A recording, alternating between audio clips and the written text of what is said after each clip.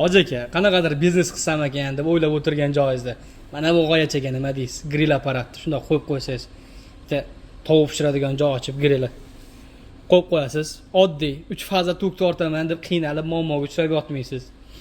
Gaz tortishim kerak ham deb yotmaysiz. Shunda 220 ga o'laysiz, tokka pishiraman desangiz pishiraveradi.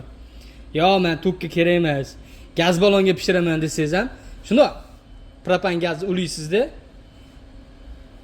yoqib pishiraverasiz. Gaz balonga ham bemalol pishirsangiz bo'laveradi.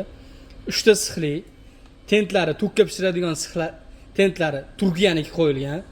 Soatiga 6 kilovat tok tortadi, har bir ten 2 kilovatdan. Motorchasi arzimagan tok tortadi, gazga pishiraman deydiganlar uchun. Gaz qancha ko'p yoqishini biz bilmaymiz. Xo'p, buni ustiga qolgan funksiyalarini telefon qilsangiz batafsil sizga tushuntirib beriladi. 3 ta six ketadi, har bir sixga baqvat tovuqdan ilaman desangiz 4 tadan 12 ta tovuq oladi. Agar maydaroqdan ilaman desangiz 15 tagacha tovuqni o'zi pishirib bera oladi. Avtomatga ulab, tokka ulab, bemalol 220 da pishirsangiz bo'ladi.